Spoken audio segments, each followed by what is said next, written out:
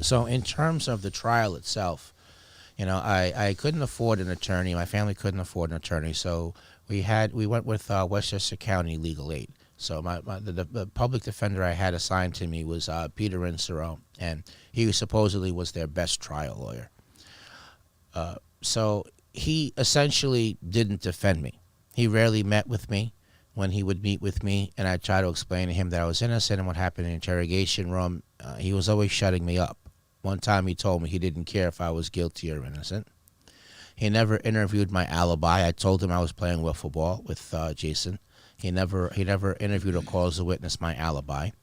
He never explains to the jury the significance of the DNA not matching me.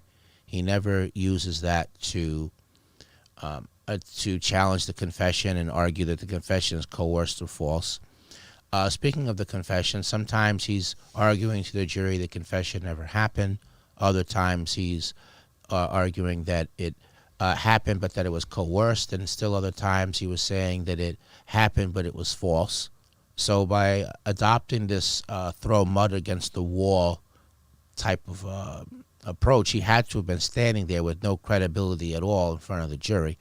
And when it was time to cross-examine this medical examiner, it obviously would have been important to attack his credibility because he's the one who came up with this consensual sex thing. Mm-hmm. But instead, he stood up in open court and with a big smile on his face, like if him and the medical examiner were great friends from back in the day, said to him, "You're going to be pleased to know that I don't have a single question for you." Now, the last thing is that I wanted to testify at the trial so that I could put the threat and false promise on the record. So when you defend a case where there's a false confession, you have to answer that confession. You have to explain that confession.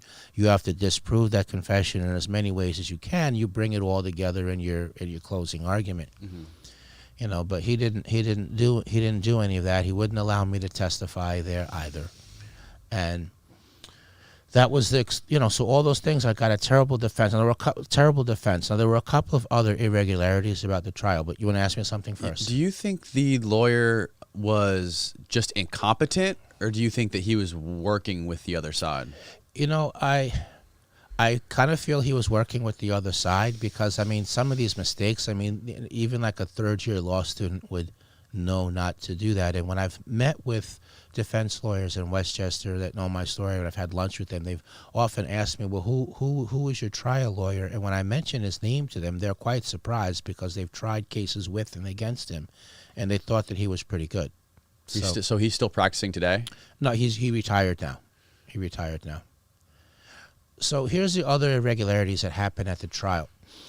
So firstly, the polygraph results, they're not admissible in court because it's not scientific. In fact, even like intelligence agents in the field, they're trained to beat the polygraph, right? So it's not scientific.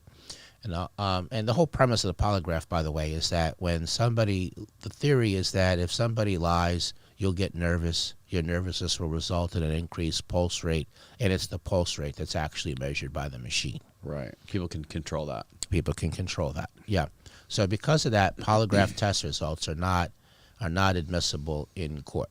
Right. So despite that general rule, this judge comes up with this backdoor rule where he says that because the confession happened while I was attached to the polygraph, he lets the polygraphist repeatedly tell the jury that I failed the polygraph while prohibiting my attorney from questioning him about the methods that he used to arrive at his opinions.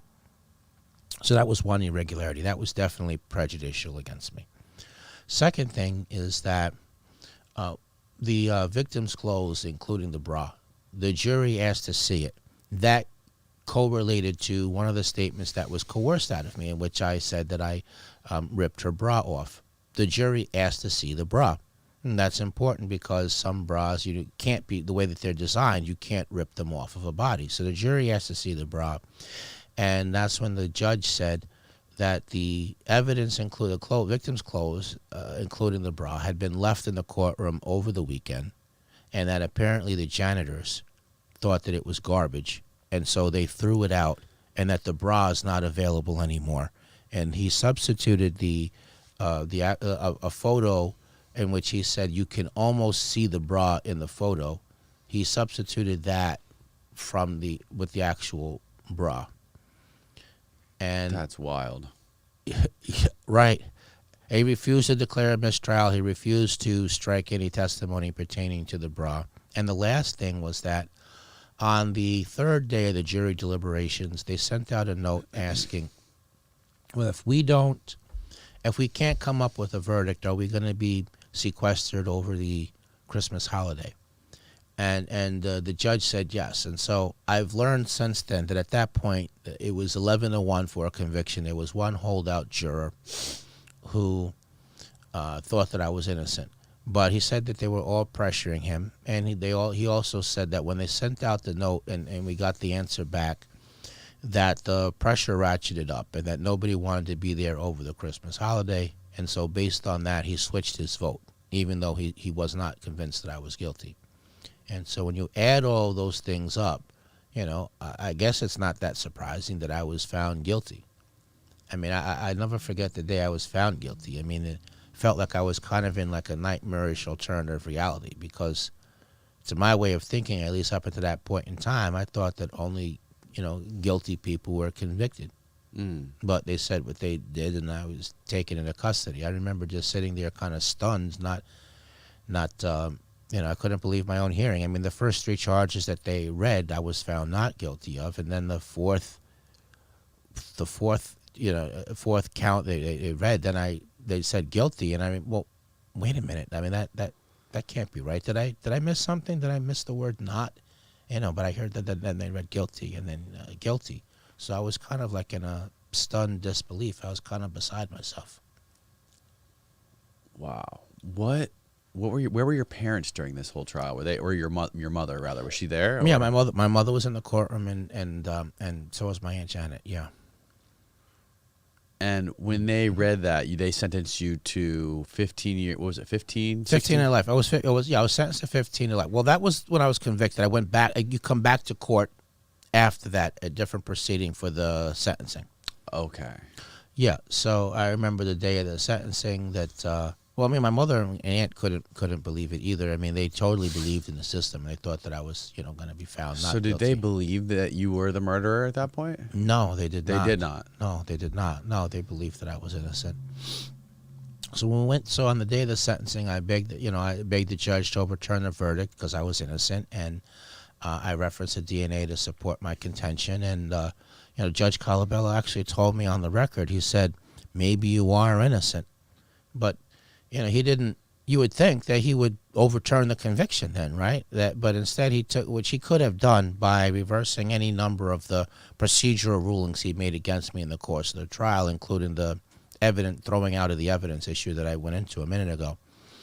But instead he took the easy way out. He gave me a 15 to life sentence. So I had been charged as an adult, tried as an adult, and I was therefore sentenced as an adult, and I was sent to a men's maximum security prison. So my sentence was 15 to life, and what that means is you have to do 15 years minimum before you then see the parole board. And the life part of it means that there was never going to come a point in time where they were legally obligated to release me. It was just going to be up to their discretion. And I would just, yes.